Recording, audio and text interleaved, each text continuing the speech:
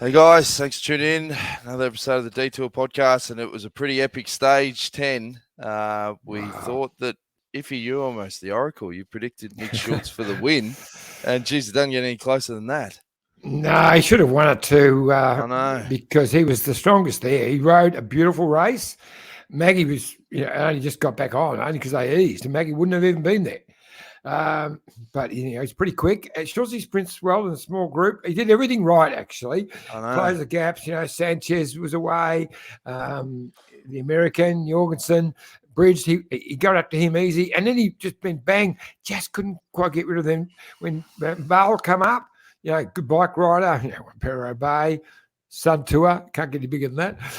And went by, but he had all the answers, and I thought, he's going to get it. He's going to get it. He's going to make me look good.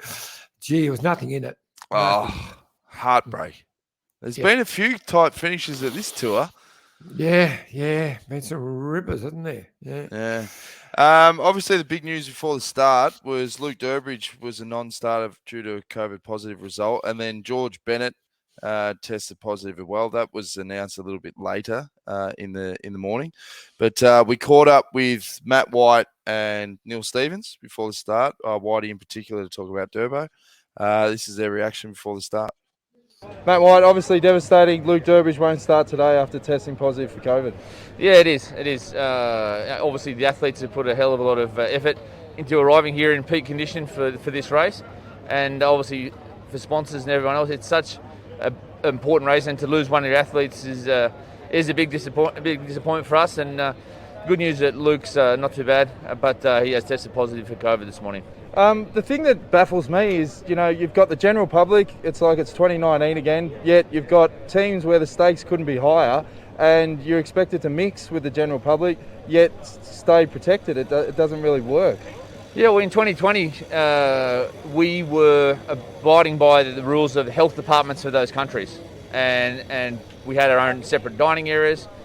The testing rules were different based on which country you're in, but all those rules are now gone, but we still get tested and have harsh consequences if we test positive. Is there a way that the teams can sort of come together and work out a better solution moving forward, or is it just whatever the UCI set out as a protocol, that's it?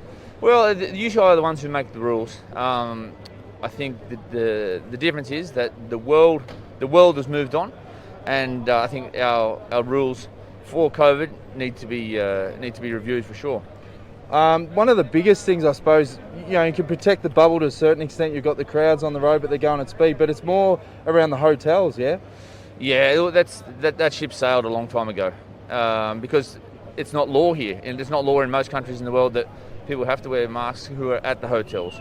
Or at some of the hotels have been really good, and the staff have been wearing masks, and we've had our own dining areas, private rooms, and that sort of stuff.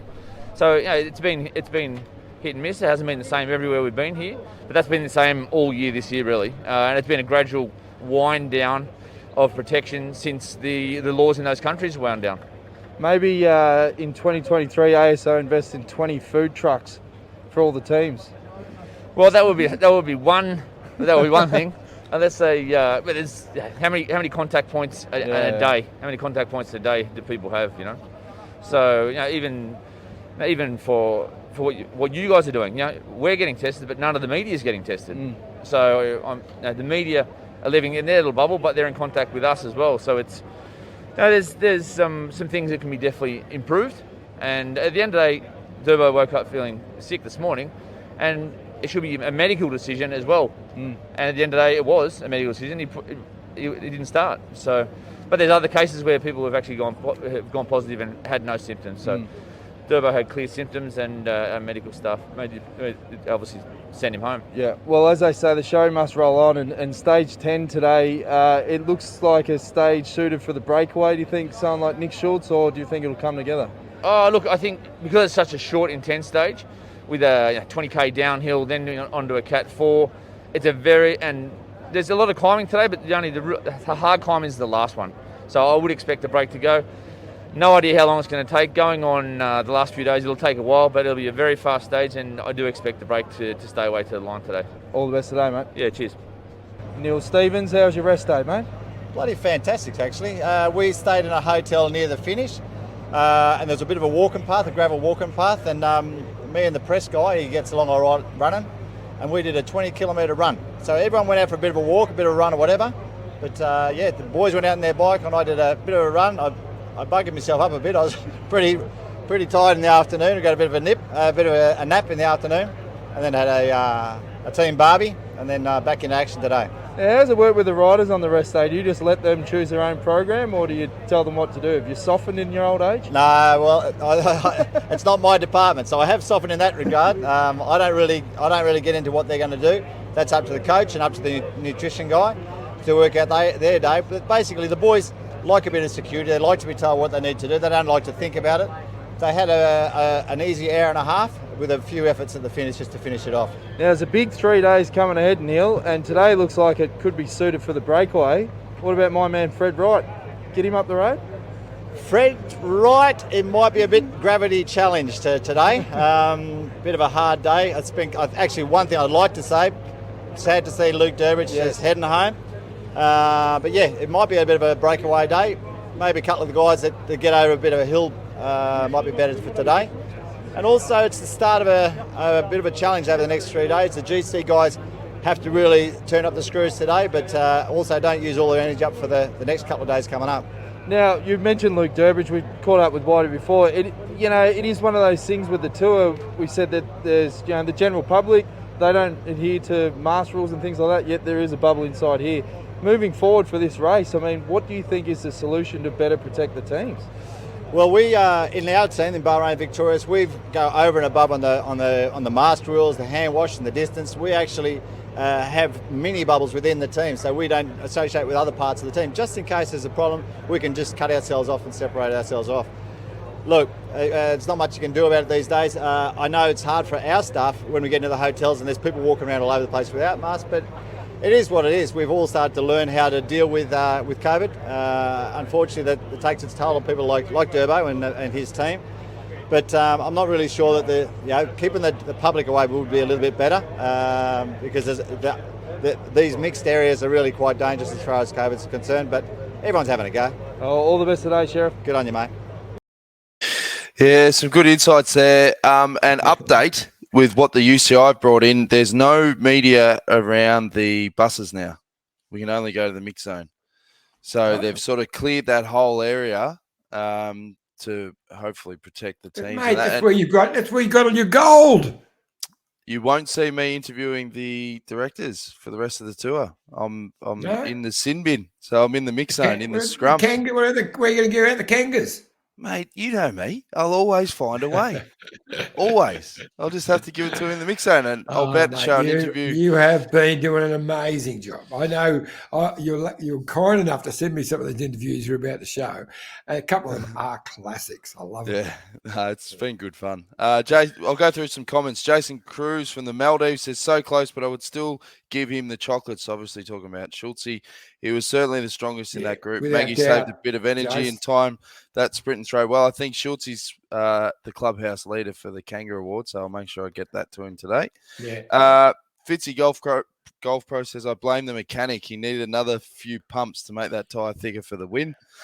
Gabe says, unlucky for Schultz, but all these second places are still good UCI points for Bike Exchange at least. Is that how many points you get for second? Yeah.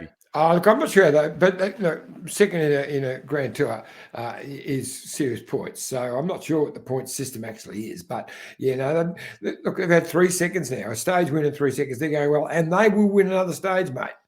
Yeah, that's it. Wendy Superfan, she's listening to this in the car on the way to her club. Good on you, Wendy. Matt Glass says, Iffy, back in your day, how would have you dealt with the protesters? Now, there was a few protesters in the stage, sort of halfway through. They blocked the road. That's Gossie, is it? Yeah. We'd have to go back to my day. What would you have done, Gossie? Look, there's a wonderful, great photo with Phil Anderson's in it. Bernardino, who's got the arm back, and that's how he dealt with them. Look, but they're genuine protesters. What they think they're missing one thing. Most people are on their side on the global warming and all of that, and make a thing. But don't stop the race. Stopping the race, you're getting all the French people, you're hating them now. You know, it didn't do much. They had to put the clocks on, drag them all off, you know, smoke bombs going off. Oh. Mate, we would have just ridden straight over the top of them and just kept going. That's what we would have done. John Stevens says, after the COVID, in Switzerland, he was surprised to see after an early stage Wout Van Aert hugging his child and presumably his wife. Is that Russian roulette? Because there are times where people outside the bubble come in, partners particularly, and they're saying, is that also an issue? Do they have to go back to the real strict bubbles where they go, nope, no one from the outside? It's getting tough. Funny how a lot of teams handle it differently. Bahrain, very strict.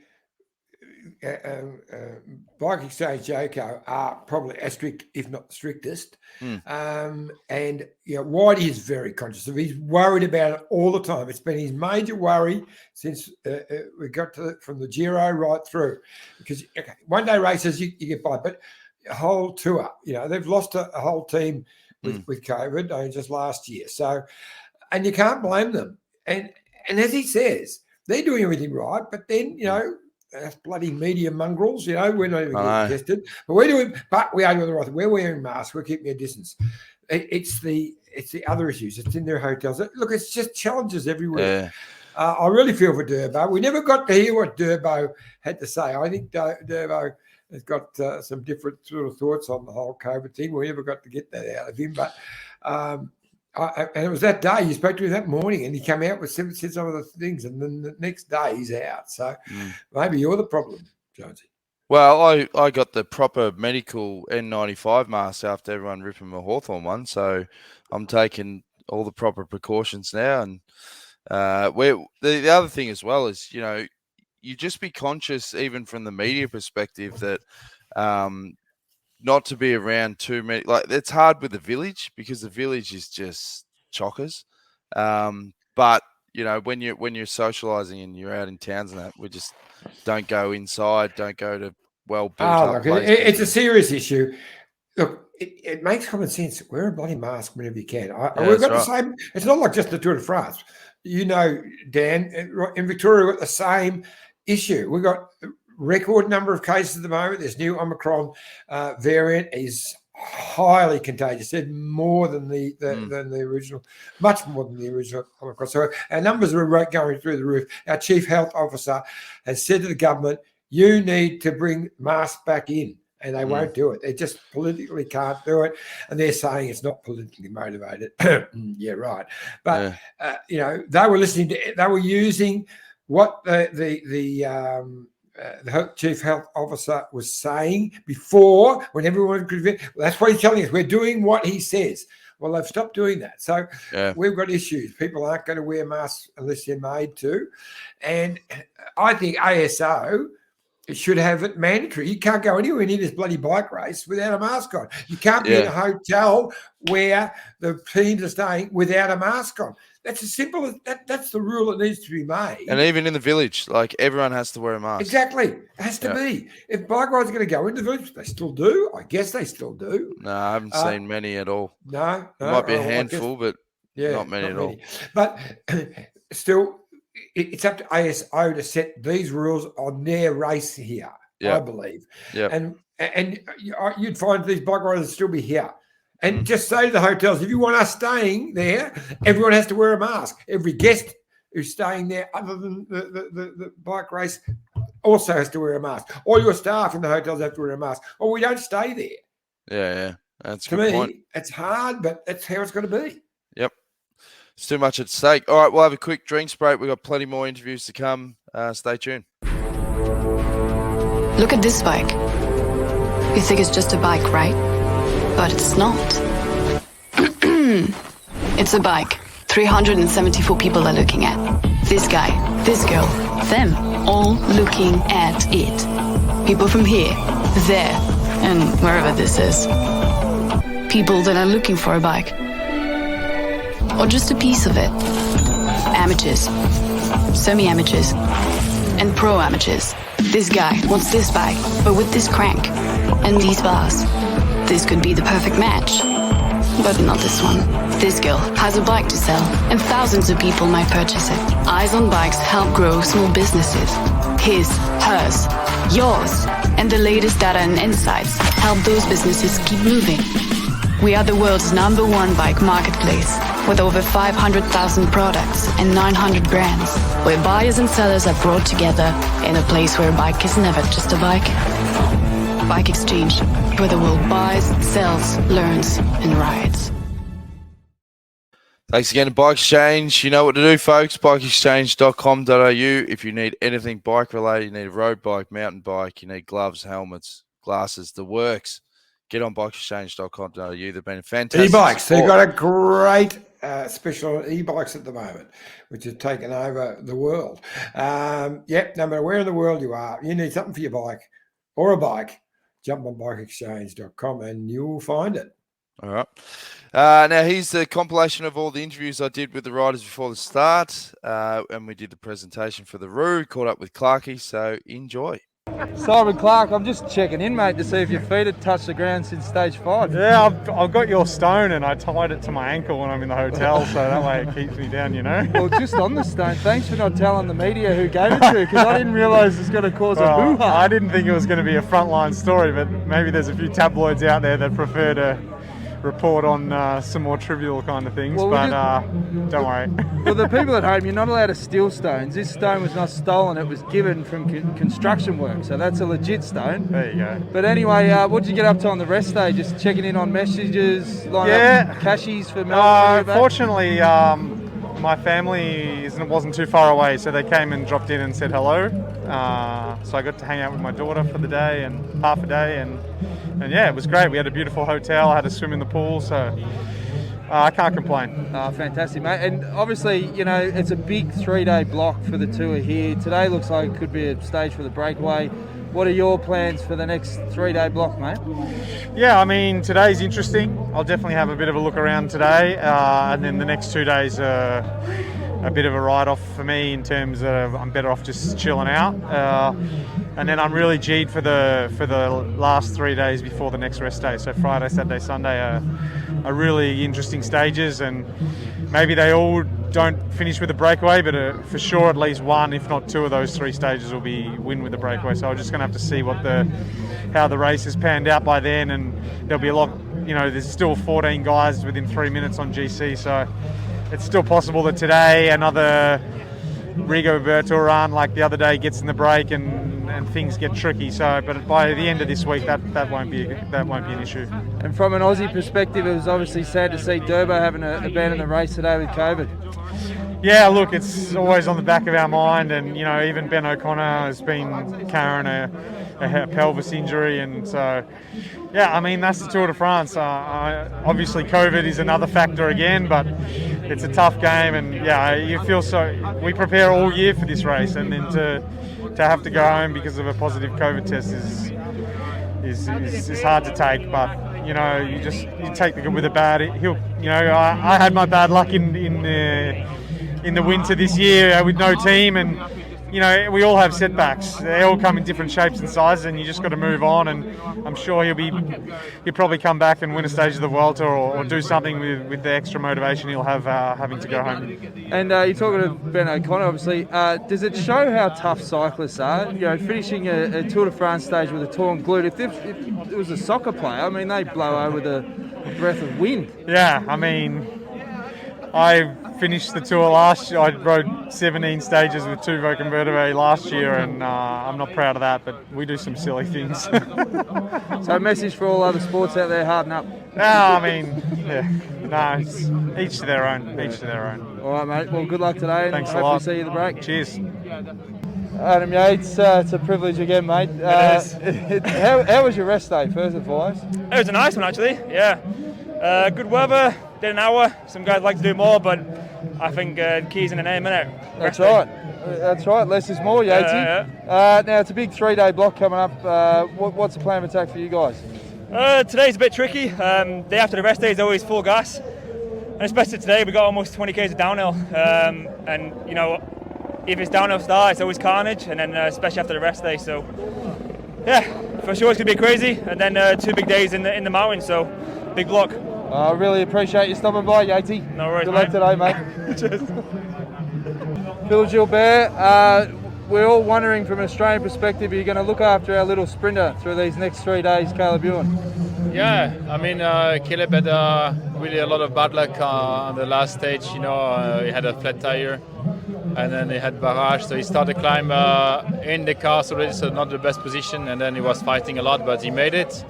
And yeah, I think he gonna got also support from the team to get through these days. Yeah. And for yourself in the break today, mate, or trying. I never give up, but until now I didn't make it.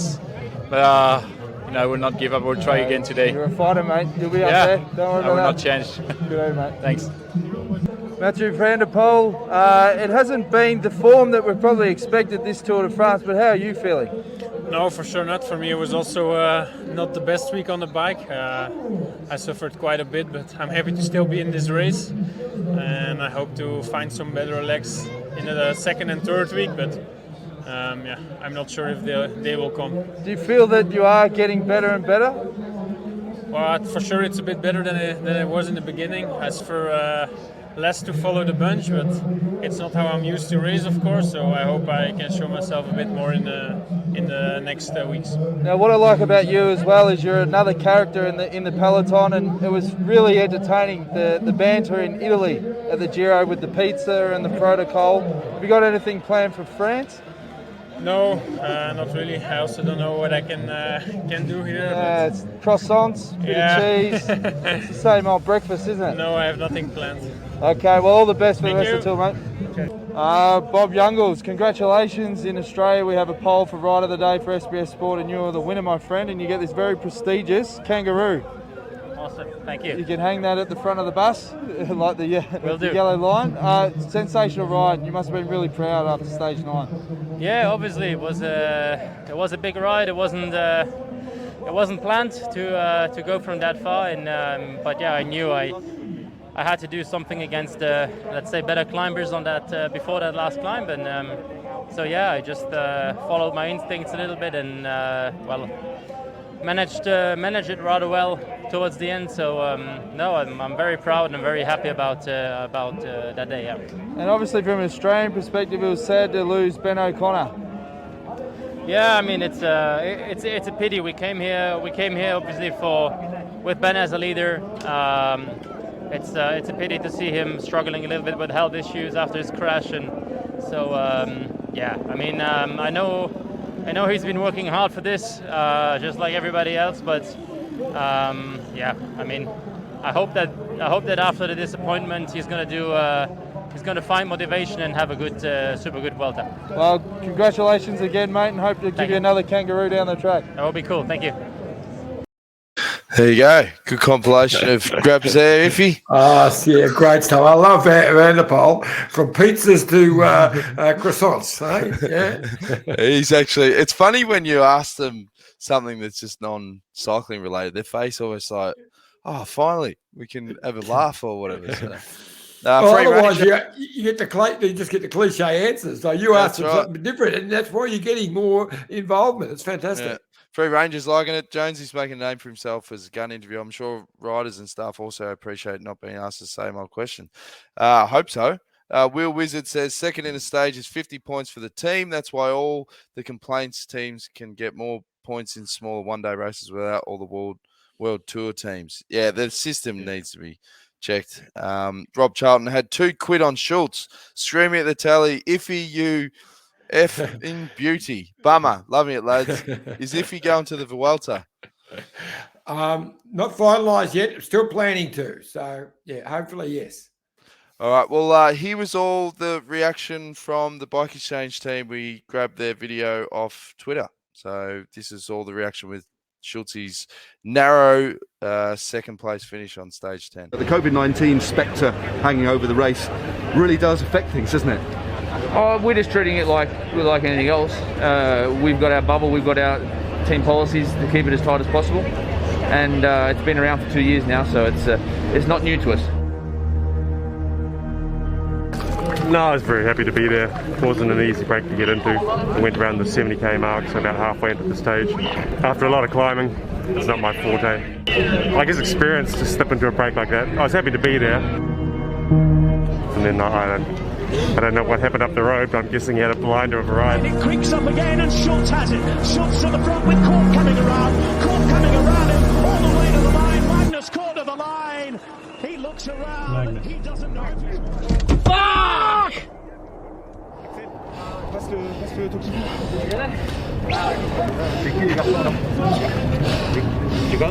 Really, really proud of Nick. I think he can be really proud of himself.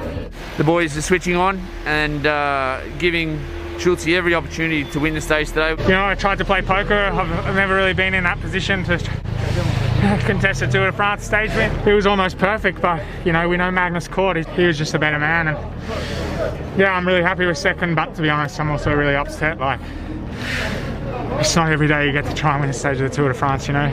So close, you know. It's a shame for him, but gives him a lot of confidence for already the rest of this race that he can come out and win a stage.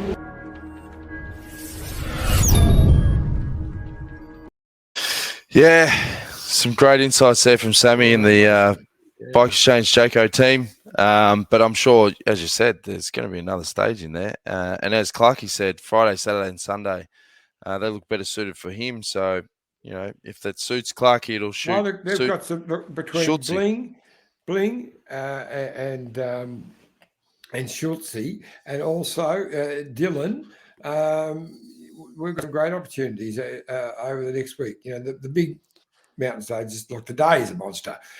Today, I reckon, is the Queen stage of the bike race, because those two HCs are close together, and I think this will be the one where they really. Wouldn't the Queen stage be the one with 3 HCs in it? Yeah, I know, but it's the bigger gap between the second last HC and Alpe d'Huez, and I just think today's a harder. Okay, it's got a HC earlier, but we've got a Cat 2 and a Cat 1 before this one, which makes it equal to it. But the Galibier, which is a monster, you've got Telegraph and the Galibier is virtually one climb.